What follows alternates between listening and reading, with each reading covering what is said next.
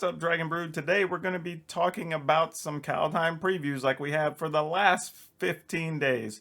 So this is our 15th installment of the Kaldheim preview reviews. Today is Tuesday, January 19th. And there's some interesting cards to talk about. Not a lot, but some things got revealed today that actually opened some interesting discussion.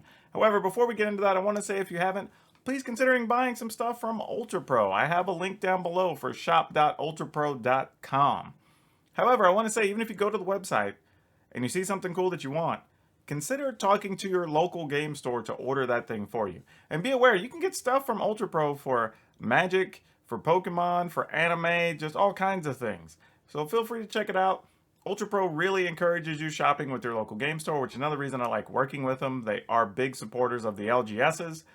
So if you see something cool, see if your local store order it for you. Then if not, go ahead and order it direct. And you'll be doing me and Ultra Pro and your local game store a favor.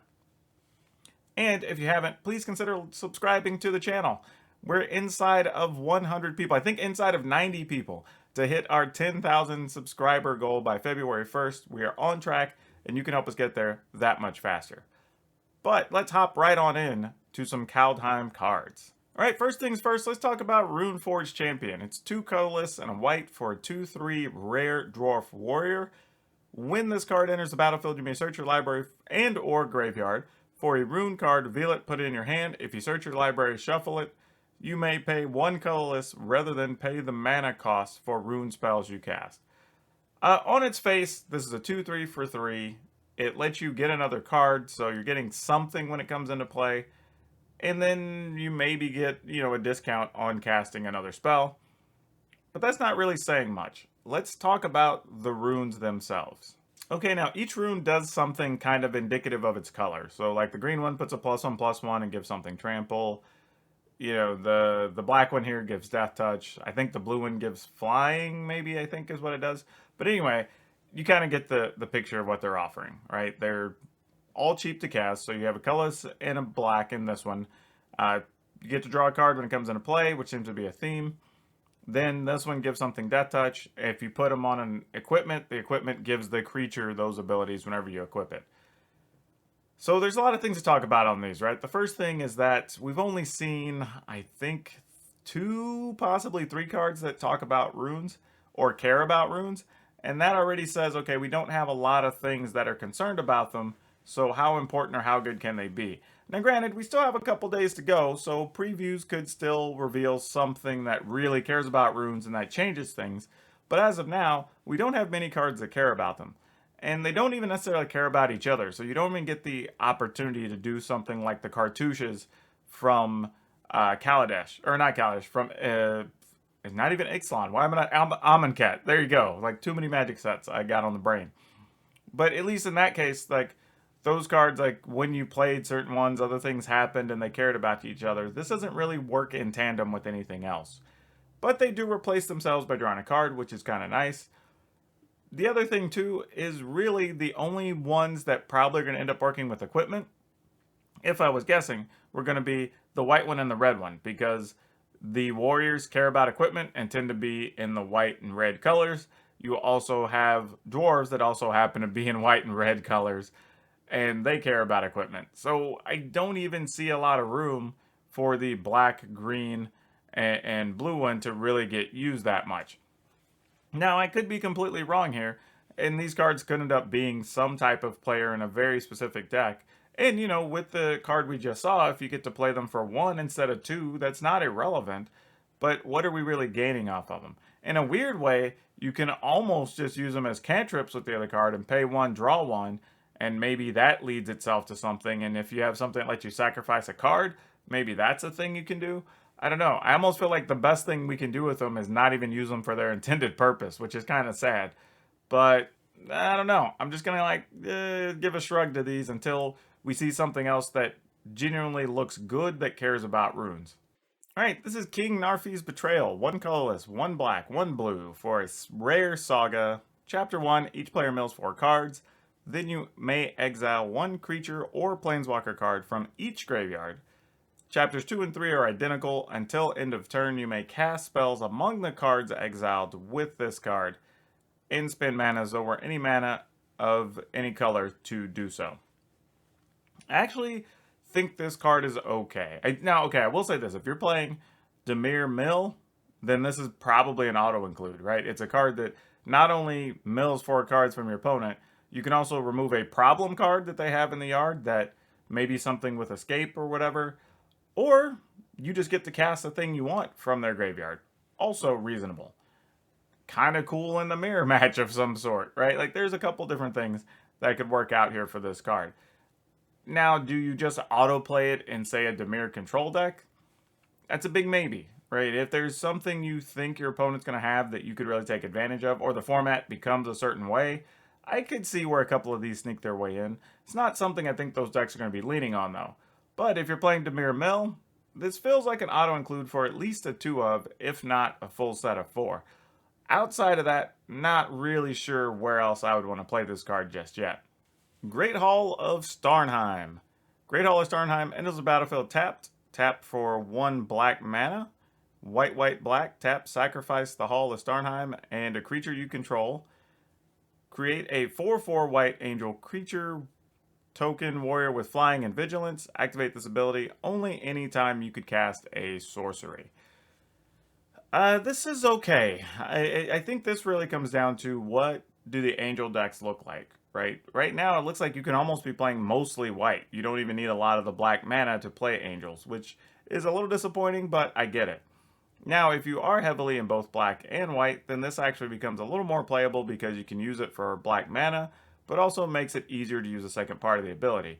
The problem then becomes, though, when are you going to want to trade down from something you're really wanting to play in the deck to sacrifice that and make a 4/4 angel? This probably works better in some type of, I don't know, clerics build maybe that's Orzhov, that maybe you want to get rid of a token or some smaller cleric that's not doing anything anymore to get a 4/4 to come over the top. But even then you have a land that comes into play tap that doesn't let you play your cheap things early.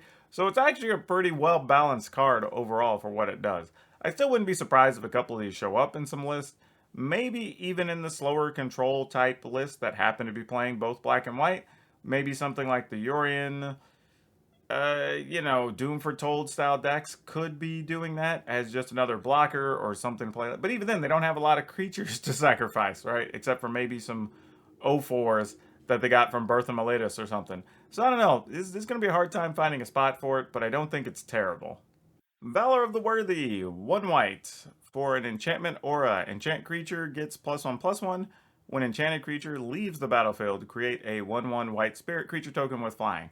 Now this is usually the type of card I would skip over when doing these preview videos because it's just like kind of a passive common, you don't really think much of it. But I will say this, we do have several cards that still care about if something's enchanted, right? There's still a lot of stuff from Theros that's still standard legal. This is a way to pump a creature, which isn't irrelevant. And when it leaves play, you get a 1/1 spirit token. And understand that leaves play is totally different than dies, right? If they get rid of it with a banishing light, a glass casket, an apparition, just so many things, right? There's a ton of things they can do. Extinction event, whatever. You still at least get a token for your troubles. So that's something you really have to pay attention to. It's not... Now, granted, I don't think that's going to lead to some crazy game-breaking situations. But I do feel like if you were a brewer and like trying different cards in different decks, and maybe even something where you sacrifice stuff your own, that's a thing. But this is the type of card that can fit those weird spaces that give you just enough to make another strategy viable. All right, Resplendent Marshal. Colorless, white, white for a 3/3 Mythic Angel Warrior. Flying. When Resplendent Marshal enters the battlefield or dies, you may exile another creature you control from your graveyard, or another creature from your graveyard. When you do, put a +1/+1 counter on each creature you control other than the Marshal that shares a creature type with the exiled card. Okay, this has a lot of stuff happening here. I will say, first off, it's a 3/3 for 3 with flying, which is pretty decent. It is 2 white mana, so you have to have a little bit of a commitment there. When it enters the play, you could exile a thing from the graveyard, pump your team. Pretty good. When it dies, you can exile a creature from a graveyard, pump your team. Also pretty good. Where does it fit? I don't know. It is a Angel Warrior, which means it fits both in the Angel decks. It could fit possibly in some white aggressive decks. It can fit maybe into some of the life gain decks, and obviously fits into warrior builds as well. And it fits pretty good in the warrior builds when you consider that it's a 3-mana creature that can possibly pump whatever remains, your 1 or your 2 drop if they killed your other one. And when you play Winota the next turn, it's also a creature that flies, so it will create a trigger, and if your opponent doesn't have a reasonable way to block and or kill it, it's going to get you another trigger the following turn. So it actually fits really well into a few different builds. I'm actually impressed with this card, and the fact that it can trigger twice means, in theory, one Marshal could be worth +2/+2 across the board on your creatures, assuming they share a creature type. Again, most likely being angels or warriors. But this card I really do like. I would probably recommend picking these up and probably including them in either of those tribal builds if you choose to put them together. And then our last card today is Ovar the Allform. 3 colorless and a blue for a mythic rare shapeshifter 3/3 legendary creature. It's a changeling because it's a shapeshifter. Whenever you cast an instant or sorcery spell, if it targets one or more other permanents you control, create a token that's a copy of one of those permanents. The second half is when a spell or an ability an opponent controls causes you to discard a card, create a token that's a copy of target permanent. Alright, these are worded in a weird way. So the first half says, when you cast an instant or sorcery, if it targets something you control, you get to copy that permanent. And here's the thing, it's not even creature, it's permanent. So for some reason, if you were to bounce one of your things, you could make a copy.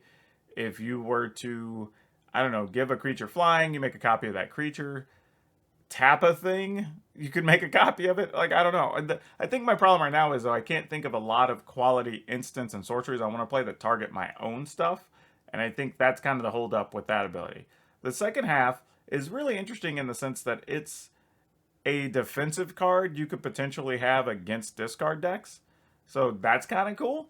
Now, I don't know how relevant that is, but it's just neat that it's an option. Or if you already have one in play, maybe there's something you could do with the second one. So that's all right. This feels to me more like a commander card, though, where there's just more options available and more fun things you're going to be doing and then being able to copy stuff. Because it actually says one or more other permanents you control. Create a token that's a copy of one of those. So you don't get to copy multiples. Let's say you targeted all of them to give them flying or something. You do have to only copy one.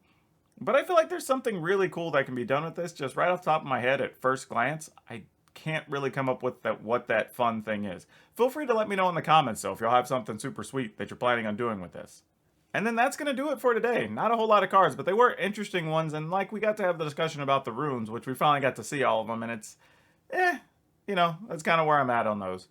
Don't forget, we will be doing a stream over the weekend on YouTube and on Twitch. We're going to do a couple of 2-hour streams apiece, just so everybody can ask questions about all different stuff in Kaldheim, different deck ideas, card interactions. If you are subscribed to the channel, you will get notified whenever I set that time. Same thing if you were going to be watching over on Twitch, just join the Discord. I will make sure that notice goes out to everyone. Also, I will be starting to put out decks with Kaldheim cards beginning on Friday.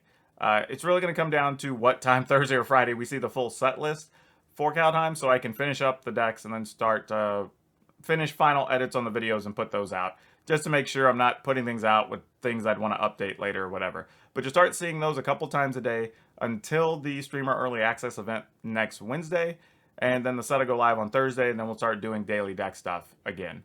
So that's out there. And then again, if you haven't, consider liking this video and subscribing. We're less than 90 people away from hitting 10,000 subscribers by February 1st, and you can help us get there faster. And again, if you haven't, consider picking up some stuff from Ultra Pro, or at least talking to your local game store and picking up some Ultra Pro products.